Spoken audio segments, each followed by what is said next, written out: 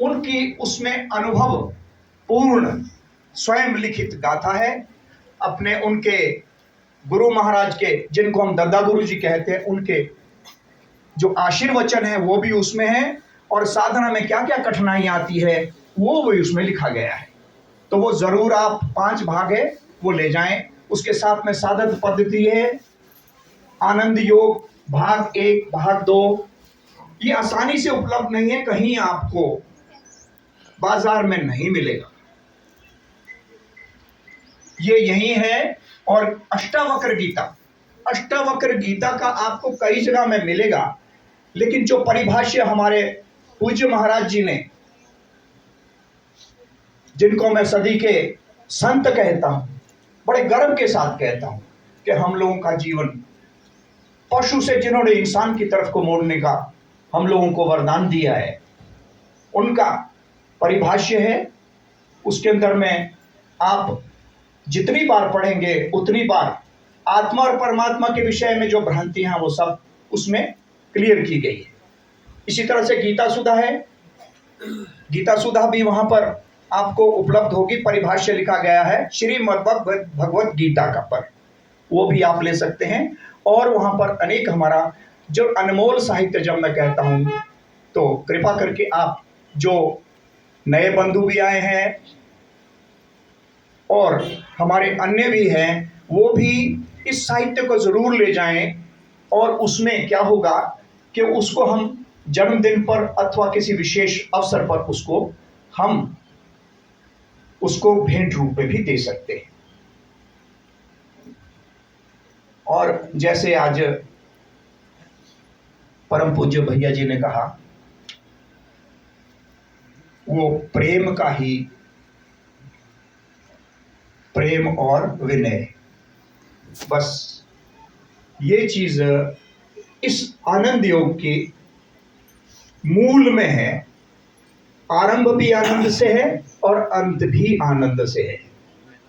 और भगवान का स्वरूप अगर देखा जाए तो श्रीमद् भागवत पुराण, जिसको महापुराण कहा गया है, उसमें सबसे पहले 18 पुराणों के रचयिता व्यास देव जी ने लिखा है सच्चित आनंद रूपाय। सत्य, चैतन्य और आनंद, उसी आनंद को जिसकी अंतिम परिणति सत्य और चेतन जो स्वरूप है, कैसा है भगवान, उन्होंने अपनी तरफ से डिफाइन किया, लेकिन उसी को यहां पर अनुभव किया और कराया जाता है। ये मेरी अतिशयोक्ति नहीं है। अनेकों हजारों यहां पर जो श्रद्धालु है वो महाराज के चरणों में इस अमृत का पान कर चुके हैं। तो मेरा कहने का मतलब ये है कि सच्चिदानंद रूपाय विश्वोत्पत्त्यादि हेतवे तापत्रय विनाशाय वयम श्री कृष्णाय नमः।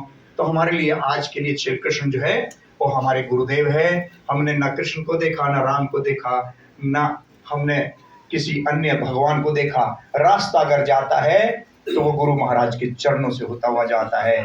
मैं इससे अधिक कुछ नहीं कहूँगा, क्योंकि अभी जो अमृत पान किया है उसको हम संजो के रखेंगे। ये हम महाराज जी आपके चरणों में वादा करते हैं कि वहीं से हमारा कल्याण है, जो आपकी वाणी से हमें, आपकी दृष्टि से, संपर्क से हमें अमृत मिला है।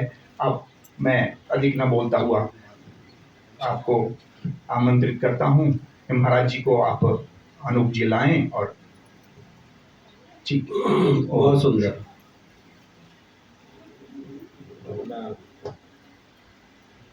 देखिए, सदगुरु दर्शन एक बार और सत्संग बार बार।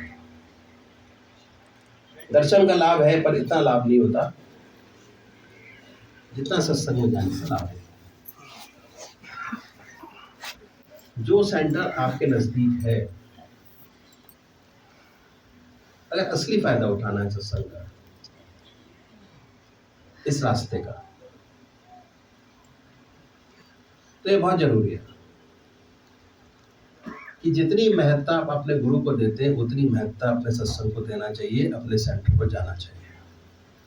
पहली चीज। और महाराज जी एक चीज और कहा करते थे कि जो अनुभव आपके हुए वो अपने सेंटर में ना बता के दूसरी चीज़, जो मेन सेंटर आपका है आश्रम का, उस पर लिख के भेज देना चाहिए। उससे फ़ायदा क्या होगा कि जो भाई अच्छे अनुभवी हैं, अगर अपने सेंटर में बताएंगे, उनकी ईगो बढ़ेगी कि हमको बहुत अच्छे अच्छे सपने होते हैं, और फ़ायदा किसी को होगा नहीं उसका, बल्कि नुकसान होगा। अगर सेंटर में बताएंगे और अगर अच्छे आपके अनुभव हैं, उससे और लोगों को भी फ़ायदा होगा। डिटेल में संशोधन में डाल दिया जाता है आपके अनुभव, आपके लेटर्स, आपके लेख, सब कोशिश करें लिखने की, इंडिविजुअल अपनी अपनी। और दूसरी बात, सेंटर जो छोटे छोटे सेंटर्स हम लोगों ने बनाए हैं, जरा गौर से सुनने वाली बात है, वो अल्टीमेट नहीं है। अगर आप ये लेके बैठे कि हमारा काम तो सेंटर से चल जाता है, बड़ी अच्छी बात है, चलना भी चाहिए, मगर जो मेन आश्रम हमारा है, जो मेन पद्धति है, जो मेन सिस्टम है, जहाँ से आपको पूजा मिली है, असली लाभ आपको वहीं से ही होगा। लोकल सेंटर से उतना लाभ आपको प्राप्त नहीं होगा। तो कोशिश हमेशा ये करनी चाहिए कि साल में कम से कम एक प्रोग्राम अपने जो मेन आश्रम है, अनंतपुर आश्रम, उसमें अटेंड करना बहुत जरूरी है। ठीक है। इस पर हमारे महाराज जी कहा करते थे कि कबीरदास जी का एक बहुत सुंदर किस्सा मेरे को याद आ गया, जो महाराज जी अक्सर कहा करते थे कि अगर इस रास्ते में बढ़ना है, आध्यात्मिक ज्ञान आपको प्राप्त करना है, तो या तो आप उसके शहर में बस जाइए, या उसको अपने शहर में बसा लीजिए, अपने गुरु को। और अगर आज की तारीख में पॉसिबल नहीं है, अगर ऐसा ना हो पाए, तो रोज दर्शन कर ले, गुरु दर्शन। उसके बाद आगे बढ़े तो क्या 15 दिन में कर ले, महीने में कर ले, 3 महीने में कर ले, 6 महीने में कर ले, या साल भर में एक बार दर्शन जरूर कर लेना चाहिए, अनिपातक लग जाएगा। आपकी स्टेज आध्यात्मिक रास्ते में फिर वैसी की वैसी हो जाएगी जैसे आपकी शुरू में थी। यह अध्यात्म का रास्ता है, जन्मों जन्मों के संचित संस्कार हमारे साथ है आज के जन्म में। पर पता नहीं इससे पहले कितने जन्मों में हमने इस रास्ते को अपनाया, और हो सकता है यही लास्ट जन्म हमारा हो जिससे हमें आगे भटकना ना पड़े। योग, सत्संग अटेंड करना, इस रास्ते में बढ़ना, यह निज कृपा पे डिपेंड करता है। सूरज का प्रकाश फैला हुआ है, कितनी उसकी एनर्जी आप ग्रहण करते हैं, ये आप पर निर्भर करता है, कितनी सिंसियरली करते हैं आप, इसका बड़ा महत्व है, बहुत जबरदस्त। जितने हमारे बाहर के प्रोग्राम होते हैं, वो इसलिए होते हैं कि वहाँ के रीजनल लोग जाके इकट्ठे हो जाएं, और जो चीज़, जो कमी हमारे अंदर आ गई है अपनी साधना में, उसकी पूर्ति कर ले, जाके पूर्ति कर लें, उसको समझ लें।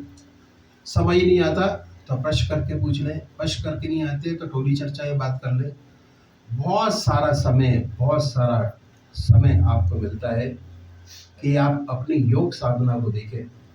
शांति पाठ इसीलिए किए जाते हैं, तो शांति पाठ होते हैं, सेंटर्स में होते हैं, अब भी शांति पाठ चल रहा है, उसमें बैठ के देखिए कि आपकी स्थिति क्या है, किस स्थिति में बैठे। जिस सच्चाई से आप इस रास्ते को पकड़ेंगे, जिस रास्ते से हम लोग गुजर रहे हैं, जिस रास्ते पर ये जरूरी नहीं है कि आज जो साधक आया पहली बार वो इसी रास्ते पर अटका रहे, पता नहीं कितने जन्मों के संस्कार उसके हैं, और जिस स्टेज पर वो बैठा हुआ है, अगर ध्यान योग के रास्ते में कदम रखेगा तो वहीं से उसकी प्रोग्रेस शुरू हो जाएगी, वहीं की स्टेज शुरू हो जाएगी। बहुत से सत्संगी भाई हमारे यहाँ ऐसे हैं जिनके आज्ञा चक्र पर स्पंदन पहली बैठक के अंदर हो जाता है। तो अभी का लेना देना नहीं है, ये आपके पूर्व जन्मों के संस्कार हैं जो आपको यहाँ तक खींच के लाए हैं। और परमात्मा की विशेष कृपा है